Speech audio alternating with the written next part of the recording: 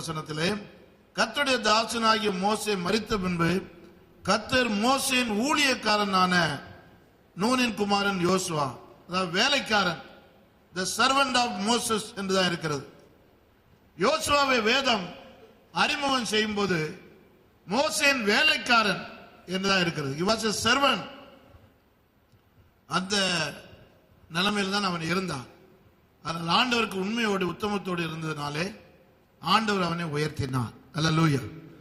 ஆண்டவர் நமக்கு ஆரம்ப நாட்களிலிருந்து நம்மை கவனிப்பார். நாம் எப்படி ஆரம்ப நாட்களில் ஊழியத்தில் சிறு காரியத்தில் உண்மையோடு உத்தமத்தோடு இருக்கிறோம், பரிசுத்தத்தோடு வாழ்கிறோம், ஜெபத்திலே உண்மையா இருக்கிறோம், நாம் எல்லாவற்றிலும் கர்த்தர் விரும்புகிறபடி காரியங்களை செய்கிறோம் என்பதை பார்த்து கர்த்தர் ஏற்ற காலத்திலே நம்மை உயர்த்துவார். எல்லா காரியங்களிலும் நாம் மிக கவனமாக இருக்க வேண்டியது அவசியம். யோசுவா ஒரு வேலைக்காரன் என்ற அளவில் இருந்தாலும் அந்த பிரம்மாண்டமான ஊழியத்தை செய்த மோசேயின் பெரிய ஊழியத்தை இந்த யோசுவா கையிலே கொடுக்கப்பட்டது. ஆண்டவர் அவனுக்கு வாக்கு பண்ணினது, மோசேயோடு கூட இருந்தது போல நான் உன்னோடு கூட இருப்பேன். இப்பொழுது அவர்கள் சுதந்திரிக்க போற தேசத்திற்கு மிக அருகாமையில் வந்து விட்டார்கள். இந்த அருகாமையில் வந்த பின்பு அவர்கள் செய்ய வேண்டிய காரியம் என்ன என்பதை இங்கே சொல்லப்பட்டிருக்கிறது. யோசுவார்களை சொல்கிறான், யோர்தான் நதிக்கு இக்கரையில் வந்து விட்டார்கள். எகிப்திலே புறப்பட்டவர்களிலே 2 பேர் மட்டும் உயிரோடு இருக்கிறார்கள். அதில் ஒன்று யோசுவா, இன்னொன்று காலேப். மீதி லட்சக்கணக்கான பேர்கள் இந்த 40 ஆண்டுகளிலே வனாந்தரத்திலே பிறந்தவர்கள். இப்பொழுது யோசுவார்களை பார்த்து சொல்கிறான், உங்களை பரிசுத்தப்படுத்திக் கொள்ளுங்கள், கர்த்தர் நாளைக்கு நம் நடுவிலே அற்புதங்களை செய்வார். ஆண்டவர் நமக்கு அற்புதங்களை செய்ய வேண்டும் என்றால் ஊழியத்திலே பரிசுத்தம் ரொம்ப முக்கியம், ஜெப ஜீவியம் முக்கியம். இன்றைக்கு நம்முடைய சபைகளிலே அதிகமான வல்லமை விளங்காமல் இருக்க, அதிகமான அற்புத அடையாளங்கள் நடக்காமல் இருக்கிற காரணங்களில் ஒன்று பரிசுத்த குறைவு, இன்னொரு காரணம் ஜெப குறைவு. யோசுவா அதிகாலையில் எழும்பினான். ஆண்டவராய் இயேசு கிறிஸ்து அதிகாலையில் இருட்டோடு எழும்பி வனாந்தரமான ஒரு இடத்திற்கு போய் தனியே ஜெபம் பண்ணினார் என்று வாசிக்கிறோம். மார்க் 1:35. அவருக்கு என்ன குறை இருந்தது? அதிகாலையில் எழும்பி இருட்டோடு போய் ஜெபிக்க வேண்டிய தேவை என்ன இருந்தது? அவர் சர்வ வல்லவர், மரித்தோரை உயிரோடு எழுப்பக்கூடிய வல்லமை அவருக்கு இருந்தது. அவருக்கு சரீரத்திலே சுகவீனம் கிடையாது, அல்லது பண தேவை கிடையாது, அல்லது பிதாவினுடைய வல்லமை அவருக்கு குன்றி போகவில்லை. சகலமும் அவரோடு இருந்தது. அவர் சகல அற்புதங்களையும் செய்யக்கூடிய சக்தி வாய்ந்தவராய் இயேசு இருந்த போதிலும் அதிகாலமே இருட்டோடு எழும்பி அவர் ஜெபிக்க ஒரு இடத்திற்கு போனார். இயேசு கிறிஸ்துவினுடைய ஜெபம் தேவையை அடிப்படையாக கொண்டது அல்ல. இயேசு கிறிஸ்துவினுடைய ஜெபம் உறவின் அடிப்படையிலே உள்ளது. லூக்கா 6:12 அதே போல இயேசு சீஷர்களை எல்லாம் அனுப்பிவிட்டு இரவு முழுவதும் ஒரு மலையிலே தங்கி அவர் ஜெபித்தார் என்று பார்க்கிறோம். இரவு முழுவதும் ஜெபிப்பதற்கு அவருக்கு என்ன தேவை இருந்தது? நம்முடைய வாழ்க்கையில தேவைகள் வரும்போது ஜெபிக்கிறோம், தப்பு அல்ல. ஆனால் இயேசு கிறிஸ்துவுக்கு என்ன தேவை? அப்படி அதிகாலையில் இருட்டோடு எழும்பி ஜெபிக்கவும் ராத்திரி முழுவதும் ஜெபிக்கவும் என்ன தேவை இருந்தது? தேவை அல்ல, பிதாவோடு உறவாடினார். சொல்லுங்க. நம்முடைய ஜெபங்கள் தேவைக்காய் ஜெபம் பண்றது தப்பு அல்ல. ஒரு தேவையை நமக்கு சொல்லக்கூடிய அளவில் பிரமாதமா இல்லாவிட்டாலும் நாம ஜெபிக்கிற ஒருவராக இருக்கணும். பிதாவோடு உறவாட வேண்டும், அவரோடு நெருங்கி பழக வேண்டும். அப்படி இருக்கும்போது தேவைகள் வரும்போது கர்த்தர் அற்புதமாய் பூர்த்தி செய்வார். நாம தேவைக்காக மட்டும் உபவாசம் பண்ணி ஜெபம் பண்ணுகிற பழக்கங்கள் சற்று மாறி பெரிய சொல்லக்கூடிய அளவில் தேவை இல்லாவிட்டாலும் நாம ஜெபிக்க வேண்டும். பேதுருவும் யோவானும் பெரிய சபை நடத்தி கொண்டிருந்தார்கள். 3000 பேர் வந்து விட்டார்கள் ஒரே பிரசங்கத்தில்.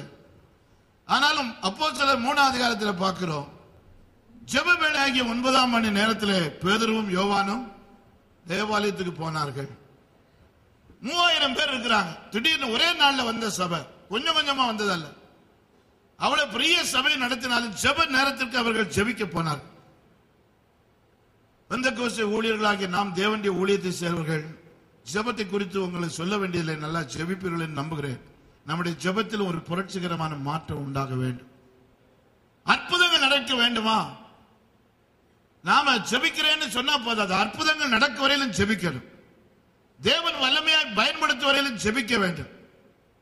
நான் நல்லா தான் ஜெபிக்கிறேன்னு சொன்னா போதாது, என்ன சாதிக்கிறோம் என்பதை பார்க்கணும்.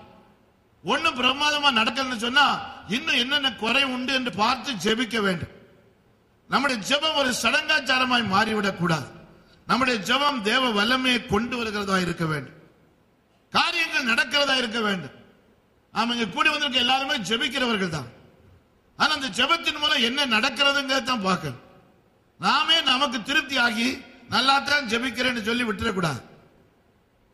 ஆகவே ஜெபம் ஆண்டவரோடு நெருங்கிற உறவில் இருப்பதில் நேரத்தை அதிகமாக்க வேண்டும். ஜெப நாட்கள் குறிக்கப்பட வேண்டும், ஜெப நேரம் குறிக்கப்பட வேண்டும். நம்முடைய வாழ்க்கையில ஜெபம் ஏதோ நினைத்த நேரம் என்று அல்லாதபடி மற்ற திட்டமிட்ட ஜெபம் இருக்க வேண்டும். அதிகாலையில் எழும்புற ஜெபம் இருக்க வேண்டும். வாரத்தில் ஒரு நாளாவது ஜெபத்துக்குன்னு ஒதுக்க வேண்டும். மாதத்தில் ஒரு 3 நாளாகிலும் ஜெபத்துக்கு ஒதுக்க வேண்டும். வருடத்தில் சில நாட்கள் ஜெபத்துக்குன்னு ஒதுக்கி தனியே போய் தேவனோடு இருக்கிற ஒரு அனுபவத்தை பழக்கமாக்கி கொள்ள வேண்டும். இப்படிப்பட்டவர்களை கொண்டுதான் கர்த்தர் சில காரியங்களை செய்யறார். மற்றபடி நாம எப்போதும் ஜெபம் பண்ண தான் செய்யறோம், எப்போதும் சில சமயம் ஜெபம் பண்ண முடியாது. இப்படியெல்லாம் நாம ஒரு ஒழுங்கற்ற நிலைமையில் இருந்தால் ஊழியத்தில் இருப்போம், ஒன்றும் சாதிக்க மாட்டோம். இரண்டாவது, பரிசுத்தம் பண்ணி கொள்ளுங்கள். We have to sanctify ourselves. தேவனுடைய ஊழியர்களாகிய நமக்கு எத்தனையோ சோதனைகள் வருகிறது, போராட்டங்கள் வருகிறது. எத்தனையோ காரியங்களிலே நம்மை தள்ளக்கூடிய நிலைமையில பிசாசு முயற்சிக்கிறான். ஒரு விசுவாசியை அவன் தள்ளுவதை காட்டில ஒரு ஊழியரை அவனை கீழே விழத்தள்ளுறதுல அதே கவனம் செலுத்துகிறான்.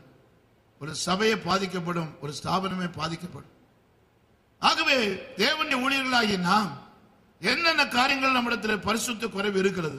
பேச்சில சில சமயம் எளிதாக நாம யாரையும் குறை சொல்லி விடுகிறோம். எப்போது நாம சிலருக்கு விரோதமாய் பேச ஆரம்பிக்கிறோம்.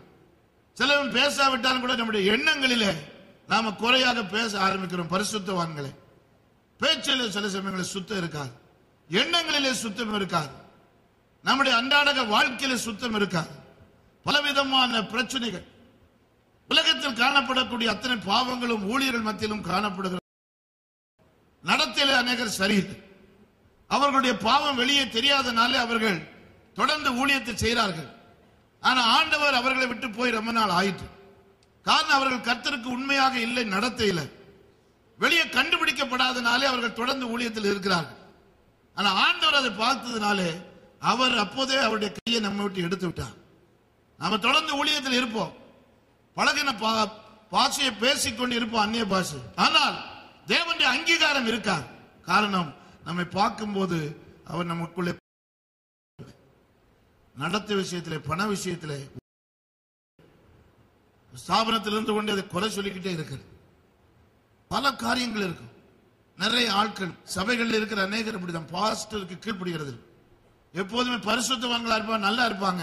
ஆனா ஒரு முரட்டாட்டம் பண்ணுகிற ஒரு ஆவி அவர்களுக்குள்ள எப்போதும் இருக்கும். அவங்க நல்ல ஊழியம் எல்லாம் செய்வாங்க, ஆனா பாஸ்டருக்கு அடங்கி இருக்க மாட்டாங்க. இப்படிப்பட்ட ஆட்கள்லாம் இருக்கிறதுனால அந்த பரிசுத்த குறைவினால் தான் அற்புதங்கள் நடக்க. ஆதி அப்போஸ்தலர் காலத்தில் இருந்த அற்புதங்கள் ஆங்காங்கே எங்கேயோ நடக்குது. ஆனா நம்ம சபையில நடக்கணும். ஆமென் சொல்லுங்க. நம்ம சபையில நடக்கணும். ஆண்டவர் ஏராளமான வாக்குத்தத்தம் பண்ணியிருக்கிறார். அதெல்லாம் என்னைக்கு அனுபவிக்க போறோம்? நாம அனுபவிக்கிறோம், நம்முடைய விசுவாசியில அனுபவிக்கணும். பாலும் தேனும் ஓடுகிற தேச